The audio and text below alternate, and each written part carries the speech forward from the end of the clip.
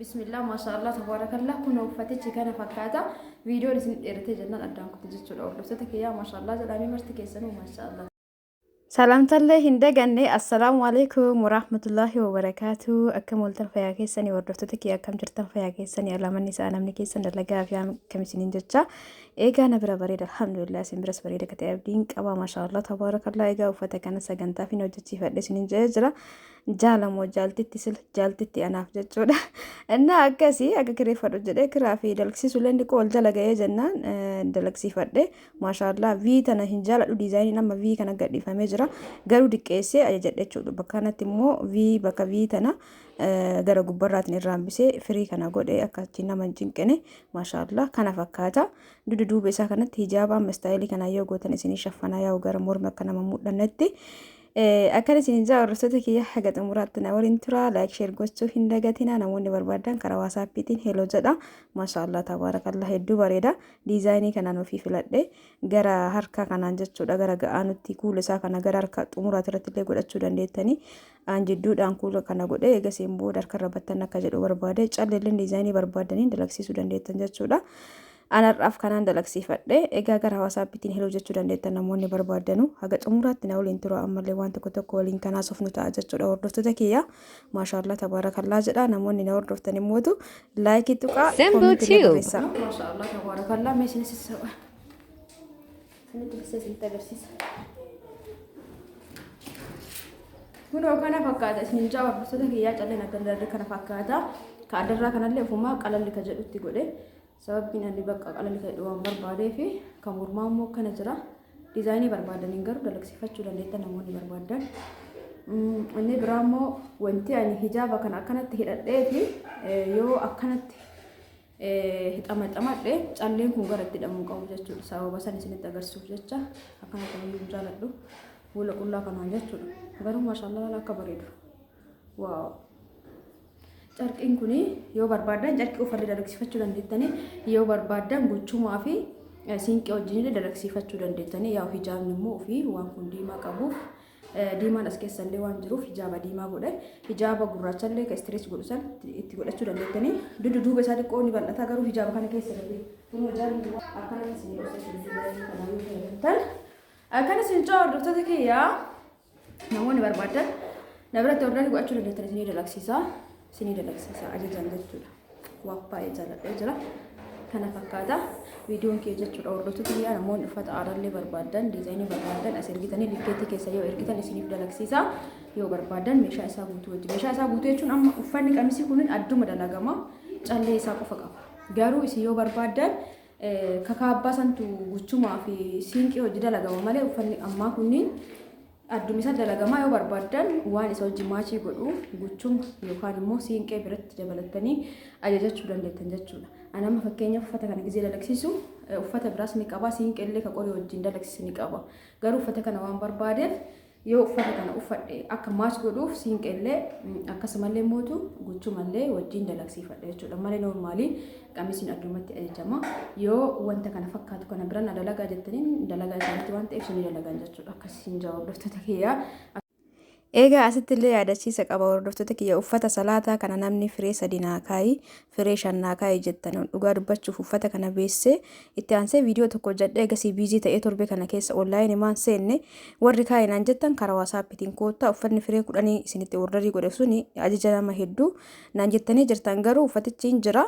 Namoonni kaayinaan jettan karaa waasaappiitiin naa mirkaneessa uffata waan tokko nama dalagu tokko kaayee jettanii baduun gaarii miti yaa anillee waan biizii ta'ee sammuna kana onlaayinii irra hin jirreef amma deebi'ee jira akkanaan kumanne jechuu barbaadeeti namoonni barbaadan asirra suuraa kaafadhaa koottaa uffata salaataa qarshii 1500 jechuudha hordoftoota kiyya egaa karaa waasaappiitiin na dubbisuu hin dagatina namni waa kaayinaan jettanii meeshaa na biraa qabdanillee viidiyoo kana akkuma dhageeffattaniin karaa waasaappiitiin koottaan isin jaa torbee kana keessa jirra waan hin turreefi amma immoo kunoo sa'aatii kanatti rabbi rabbiin nu eeyyamee walitti dachaanee jirra jechuudha hordoftoota kiyya.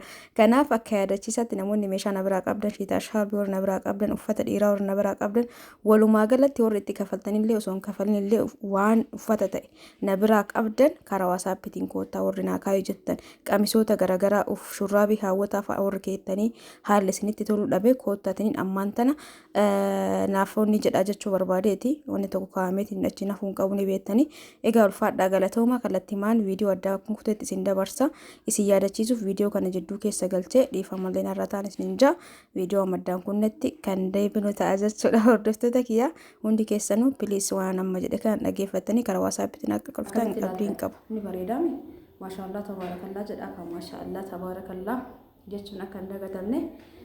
Egaa ka biyyoota garaagaraatillee isin erguu danda'a karaa poostaatiin yoo namni itti isin kennullee jiraate namatti isin kenna uffanni kun amma dalagamee geeffamuuf ana yaa'u maamila waan ta'eef guyyaa 6 keessatti na raawwate uffanni illee tokkicha ta'eef sagantaan barbaada jedhee jechuudha.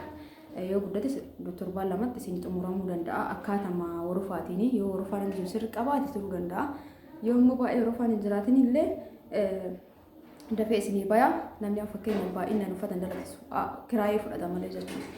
Uffata akkitti gadhama kiraayee gizee fudhatan qarshii 500 ta'uu danda'a ka qarshii 607 illee jira.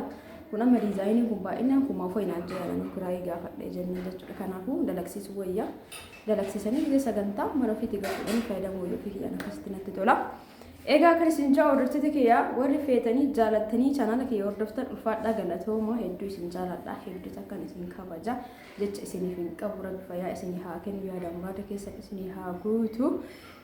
Warri kaleessa Adaamaa keessatti illee argitan bakka sargititti baay'een keessan jirtanii Adaamarra namni hedduun hordoftan dhugaa dubbachuu koomentii barreessa warri na jaalattan habaaboo kaayaa koomentii jalatti warri na jibbitu. Egaa akkan isin jaa hordoftoota kiyyaa isinitti tolee ordarii godhachuu dandeettanii waan barbaadan jechuudha. Laayik illee tuquu hin dagatinaa hundi keessanuu viidiyoon kiyya akkuma isin bira ga'een viidiyoo filatinaa laayikiin keessan koomentiin keessan sheer gochuun keessan jajjabina haamilenaaf ta'a nama kam nama irra waa dalagu. Hordoftoota kiyya hundi keessanuu yuutuubii kiyya irratti jechuudha fakkeenyaaf amma akka hojii kamuu walitti ilaaleetti kan viidiyoo kiyya dalagadhu maaliif ree fakkeenyaaf amma gaafa qacaramtanii hojjettanii sa'aatii takkan dabarstan bakkooyitti osoo qacaramtanii hojjettanii attendaansiin akka isin jalaa hin kaaneef ganama qursii keessanii osoo sirriitti hin nyaatin ariifattan jechuudha. Maaliif ree hojii waan ta'eef anillee yuutuubii akkasumatti ilaala waan hojjedhe mara osoo isin laayikii tuqxanii sheer gootanii walumaa galatti viidiyoon an hojjedhe naa laalame anaafillee faayidaa akka qabu isa jechuudha akkan inarjii yookaan humna oo'aan yookaan humna bakka haamilee yoo isin haamilee natti hortaan sirriitti dalaga jechuu barbaadeeti. Kanaafuu laayikii gochuu hin dagatinaa viidiyoo hin filatinaa viidiyoo gadhiisee maraa laayikii gochuun homaa isinirraa hin hir'atu wanti isinirraa hir'atu akka hin jiru jechuudha. Kanaaf harkaan laayikii tuqaa viidiyoo yoo isin bira ga'e meeshaa mana keessaa warri barbaadan akkuma tanaan dura isin jedhu lakkoofsa kaa'uu wallaa hin dagadha gisee maraa. Amma fakkeenya viidiyoo waraabuu foo ta'e waa'ee viidiyoo sanii irraa dubbatu barbaada malee lakkoofsa kiyya gisee baay'ee hin dagadha. Amma yaadadhee ta'e yoo ta'e amma fakkeenyaaf hin kaazadhaa miti viidiyoo gisee editii godhuuf hin dagadha jechuudha lakkoofsa kaayuu. Garuu isin yoo barbaaddanii jettan viidiyoo xiyyataraan duraa jala deemtanii lallaaltanii lakkoofsa bakkuma tokkotti illee dagadde bakka biraa viidiyoo biraa keessatti hin dagadhu ta'uu danda'a. Ima argattan jechuu barbaadeeti lakkoofsa kiyya achirraa fudhattanii karaa waasaappiitiin na dubbisuu dandeettan namni itti qophooftanii jechuudha hordoftoota kiyya osoo ittiin qophaa'in osoo hin taane itti qophooftanii birrii erguuf yoo qophii taatan na dubbisuu dandeettan karaa waasaappiitiin. Egaa kana fakkaata viidiyoon kiyya kanarraa hordoftoota kiyya warri jaalattanii feetanii chaanaala kiyya hordoftan bakka hundatti hundi keessan naaf galatan wal faadha rabbiin fayyaa isinii haa kennu umrii isinii haa dheeressu riskii isinii bal'au riskii isinii yaadne jechuudha rabbiin qabaataadha akka namaatii miti osoo rabbiin akka namaa ta'ee hin jiru jechuudha. Kanaafuu rabbi qabaataadha riskii bal'oo isinii haa banu nu maraafuu fayyaa nu haa kennu umrii nu haa dheeressu gaafa umrii dheeranne waa hedduu argina badduu fi hamtullee toltuu fi hamtullee waan gaariillee waa hedduu argina jechuudha. Ilmi namaa kun waggaa akka jiraatu umriin keenya yoo hagam akka jiraannu hin beeknu haga jiraannu san jaalalan kabajaan waliin jiraachuun barbaachisaadha. Yeroo ammoo wanti akkasii sun dhabama ta'e malee jechuudha. Akkasii hundumaafuu rabbiin jaalala ofii nuuf haa kennu fayyaa nuuf haa kennu riskii bal'aa umrii dheertuu rabbi nuuf haa kennu. Isin hordoftoota kiyyaa hedduu isin jaaladha hedduu isin kabajaa wallaahi jecha isiniif hin qabu. Ejjecha isiniif hin qabu isin warri na gaafattan warri na iyyaafattan hundi keessanuu naaf galatooma baay'ee takkanaaf galatooma isinin jaamaanii fi walaa WhatsApp irra seenuu mul'ifadha jechuudha. Nama hedduu sagalee naaf haye maal taati jedhanii hagara na jaalachuun keessan jecha isiniif hin qabu. Na akkasii hedduunaaf galatooma isin jedhee jira. Bakka hin jirtanitti oolmaa keerii isiniif haa taatu. Haga viidiyoo biraatiin walitti deebinutti. Egaa waan gaarii isiniif hawwa nagahaan naa tura isin jaaladha. Isin kabajaan malee deebi'ee viidiyoo keemmoo laayik sheer gochuu hin dagatina. Haga yeroo itti aanu wal arginutti guyyaan kun guyyaa keerii guyyaa waan hawwitan hundatti argatan rabbiin nu haa taasisu isinillee anallee jechuudha. Akkasiin jaallattu kiyya baay'ee.